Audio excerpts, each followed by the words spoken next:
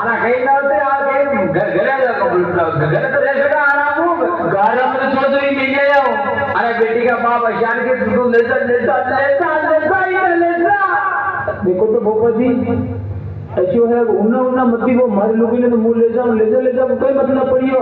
eco तो पूछा में बड़ो दूसरो जो या हाथ आधा आधा करी आपके बाकी मारी लोग ऐसी कोई न पूछा में दूरियो